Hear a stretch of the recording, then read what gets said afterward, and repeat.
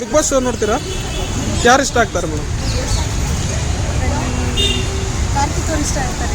ಏನಕ್ಕೆ ಮೇಡಮ್? ಚೆನ್ನಾಗಿ ಆಗ್ತಾ ಬಂದಿದ್ದಾನೆ.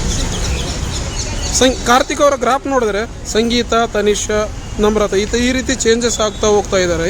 ಹೌದು, ಎಲ್ಲದೂ ಚೇಂಜ್ ಆಗ್ತಾ ಇದೆ. ಬಟ್ ಆದರೆ ಅವಕಾಶ ಇಲ್ಲ, ಎಲ್ಲರ ಮುಂದೆ ಕರೆಕ್ಟಾಗಿ ಮಾತಾಡ್ತಾರೆ. ಅವಕಾಶವಾದಿ ಅಂತ ಒಂದು ಟೈಟ್ಲ್ ಹೋಗ್ತಾ ಇದೆ ಅವರಿಗೆ. ಬಟ್ ಅದೇನು ಸರಿ ಅನಿಸ್ತಾ ಇಲ್ಲ ಅವ್ರಿಗೆ. ನಿನ್ನೆ ಎಪಿಸೋಡ್ ನೋಡಿದ್ರಿ? ಡ್ರೋನ್ ಪ್ರತಾಪ್ ಮತ್ತು ವಿನಯ್ ಅವರು ಜಗಳ ಆಡ್ತಾ ಇದ್ರಲ್ಲ, ಯಾರು ತಪ್ಪಂತಿದ್ರು ಅದರಲ್ಲಿ? ಇವ್ರದ್ದು ತಪ್ಪು ಅನಿಸುತ್ತೆ ಅದರಲ್ಲಿ ಸ್ವಲ್ಪ. ಇವ್ರದ್ದು ಒಂದು ಸ್ವಲ್ಪ, ಅವ್ರದ್ದು ಒಂದು ಸ್ವಲ್ಪ.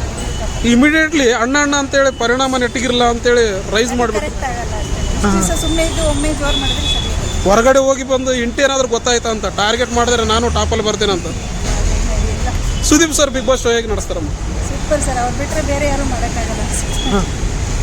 ನಿಮ್ಮ ಓಟು?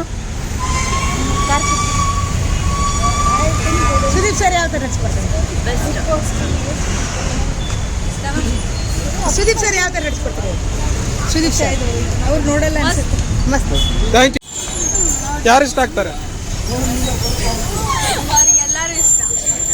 ಒಬ್ರು ಅಂತ ಬಂದ್ರೆ ಯಾರು ಇಷ್ಟ ಆಗ್ತಾರೆ? ಚೆನ್ನಾಗಿ ಮಾಡ್ತಾರಲ್ಲ ಅವರೇ ಇಷ್ಟ. Sudeep sir Bigg Boss show ಹೇಗೆ ನಡೆಸ್ತಾರೆ? ಚೆನ್ನಾಗಿ ನಡೆಸ್ತಾರೆ ಅವರು.